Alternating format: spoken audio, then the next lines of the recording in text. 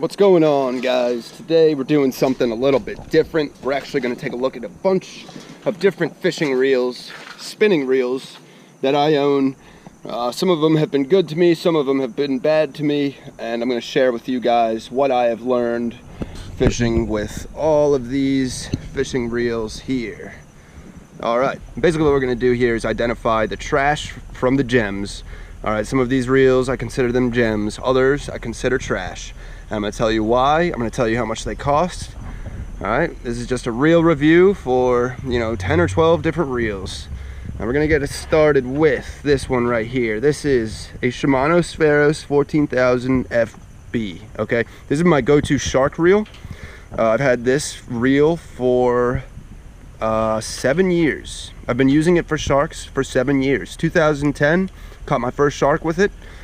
This year I haven't done any shark fishing, but this is a saltwater model Shimano that runs in the $200 price range, and I have nothing but good things to say about this reel.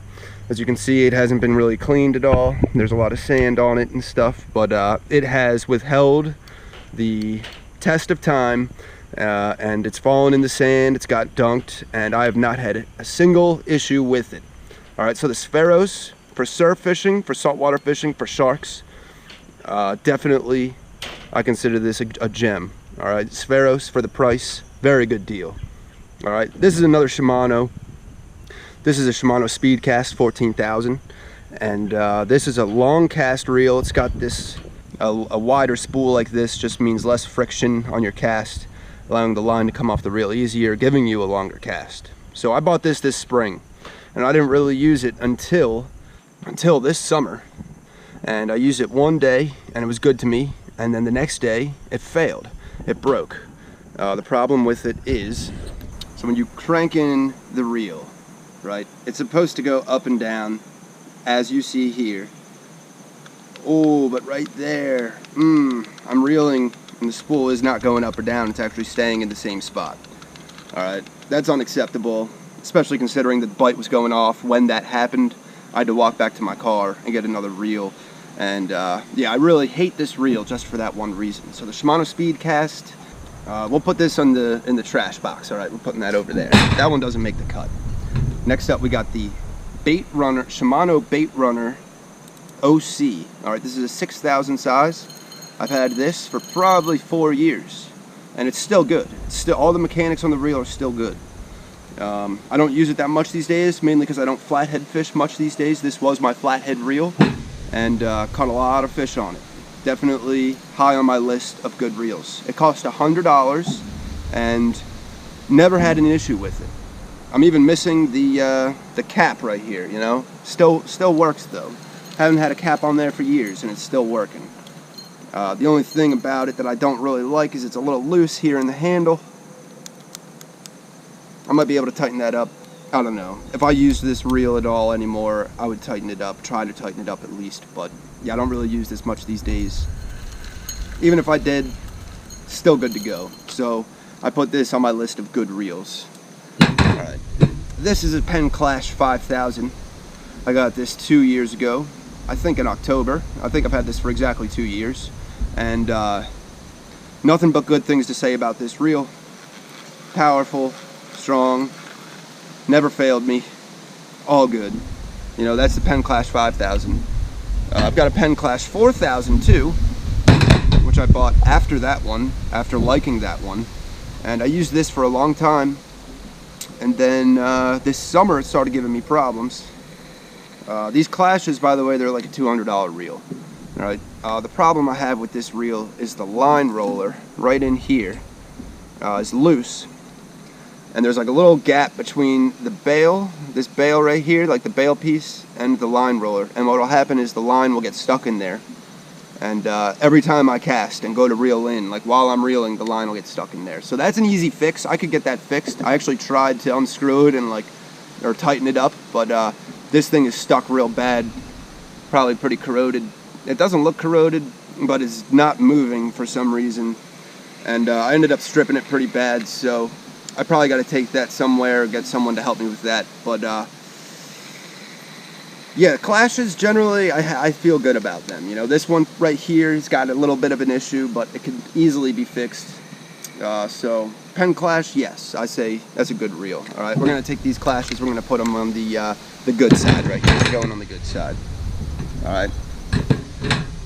After the Clash 4000 failed me, I went to the store. I wanted to upgrade, and I got this Penn Slammer 3 4500. I think this is new this year, maybe last year, but I got this in mid-September, and I've been using it a lot. Caught a lot of fish on it.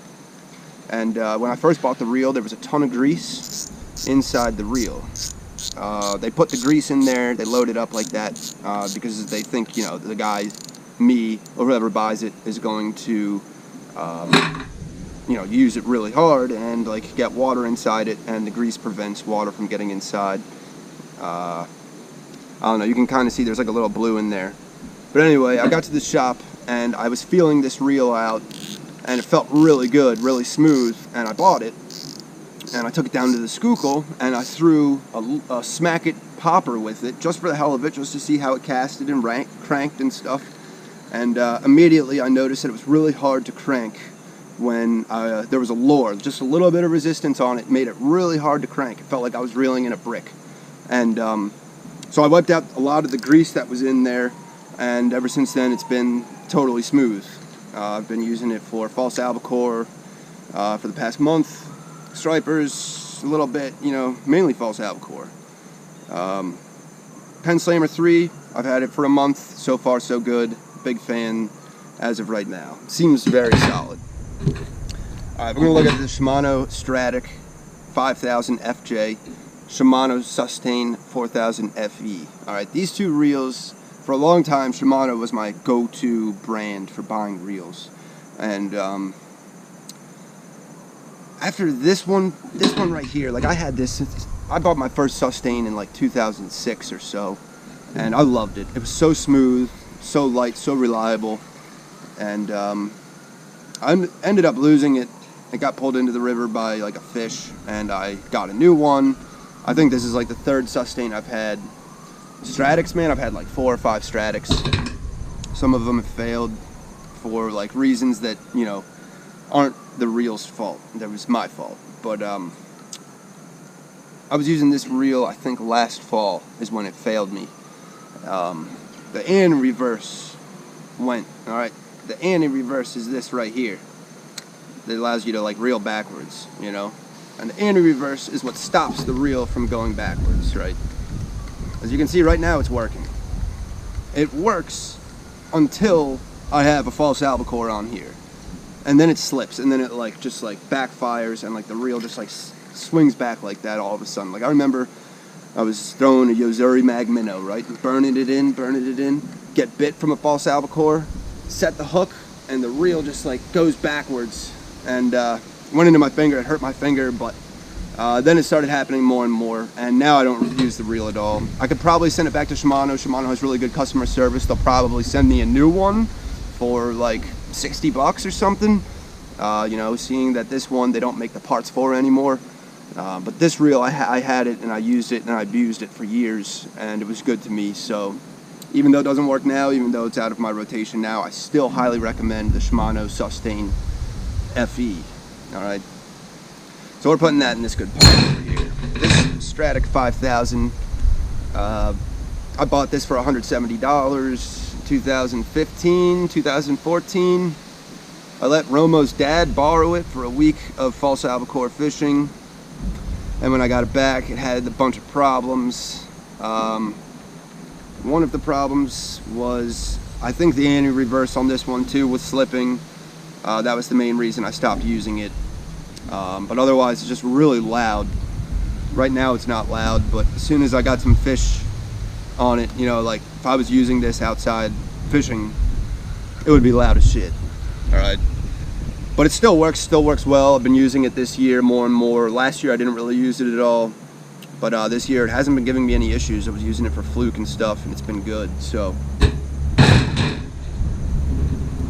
next up, alright, I bought 2 of these this winter from Dick's Sporting Goods because they were on sale. It's an Abu Revo S30. Alright, I got it on sale for like $50. I think they retail for $130. And I thought, oh yeah, that's a good deal. I'm gonna get 2. And just for freshwater and stuff. Problem with this reel, the drag bearings aren't sealed, or maybe it's the drag washers, I'm not 100% sure. Something in there is not sealed, so when it gets moist, when the water gets inside here, it like inflates, you know, like these bearings or these bushings or something like inflate, and it makes the reel bind up real bad to the point that you can't use it. You're trying to reel and it's just like going nowhere, you know, it's all binded up. And I was actually using this for salmon back in September, and it got me through like 3/4 of the first day before totally binding up and becoming unusable. And that night I went to the tackle shop and I was telling them tackle shop about my problem here. I was trying to get a cheap reel to replace it, something that I could use for salmon just for a day, and they suggested the Pflueger President. This is like the new model of the Pflueger President, and I've never been about Pflueger ever. I never cared about this company. I don't really care about this company, but this reel was good to me. Apparently it's sealed, like the drag bearings or the drag washers or whatever are sealed. It won't inflate, it won't bind up, and it's a $60 reel. So yeah, it got me through the next day, slayed the salmon with it, and I don't know. I guess I have nothing but good things to say about this Pflueger President. I haven't used it since, but I suspect that this would be a decent reel to use for, you know, the surf or the beach or the jetties or whatever, considering it's sealed like that. And then last but not, well actually, last but definitely least, no, this is not the least. This is the least. This thing sucks. Never, ever, ever. Abu, never. Alright, Shimano Saros 2500. I bought 2 of these also from Dick's. They were on sale this past winter. Alright, first off, let's see if you notice anything messed up about this reel. Alright, so like the bail popped out right here. Alright, we can just wedge that back in there, pretend that's not a problem. Let's wait for the wind to die. Alright, but this reel, I started using it when I bought it back in December or January or February, I don't remember, but it was all good for like the first day I used it. I think it was around day 2 or day 3 that same deal with this Abu. You know, it's not sealed, it doesn't have like the sealed drag washers or whatever it is that get inflated when it gets moist, and it was binding up real bad on me. So, you know, if you have a reel that's going to bind up on you whenever it gets wet, get rid of it. Like, if you're actually going to fish, at least. You know, that's something that I cannot tolerate. I do not tolerate that. I'll throw it in the water and get a new reel, if that's the case. Because what happens when you're catching fish, one after another? Alright, your hands get wet. Everything gets wet. The reel gets wet. You know, that fish is splashing around. So for a reel to bind up on you when it gets wet, that's like saying that you're not going to be able to slay fish with the reel. You know, you're going to end up screwed when you catch like 4 to 10 fish. Like all of a sudden your reel's going to be bound up. You fish in the rain, reel binds up, can't use it. It's especially bad in the winter when you're using like really slow presentations for, you know, lethargic fish, and you need to reel extremely slow. It's not good. It's not good. So if a reel binds up, I ain't using it. That's why the Shimano Saros 2500 FA is on my shit list. And the Abu Revo is even worse. This thing is such junk. Man, it's such junk. Alright. But yeah, that's all we got for this video. Here's the reels one more time. And all I'm really using these days is this right here. I have another one of these, which I still use, the Shimano Saros. I do use it for largemouth. I was actually using it on the party boats for bonito and stuff, and it was doing all right out there. I don't know why. It was binding up earlier, and then, you know, not on the party boats, but, you know, I'm sure if I continue using it, there will be great disappointment that comes along with it. This reel right here, absolutely not. Shimano Speedcast, add that one to the naughty list. Yeah, that one's not getting anything for Christmas. Definitely screwed this reel in its entirety. All these right here, you know, the Sustain, the Stradic, the Pflueger President. Oh, this is trash. You know, the Clash, the Shimano Baitrunner OC, the Spheros, you know, and the Slammer 3, of course. You know, those are all reels that I can put, you know, confidence in to last at least a season of hard use. maybe for the average fisherman, you know, you should get a solid 3 years out of any one of these reels right here. All right, so that's all we got. Hopefully you enjoyed that. Maybe you know, you can use this information to help you get a better educated purchase on your next reel. Obviously I would like to have a Van Staal or a Z-Bass or like a Stella or like some other $600 to $1,000 reel, but I really can't afford that, and until then I'll just be, you know, burning through these $200 to $300 reels. So that's all we got. Hopefully you enjoyed watching, and I'll see you next time.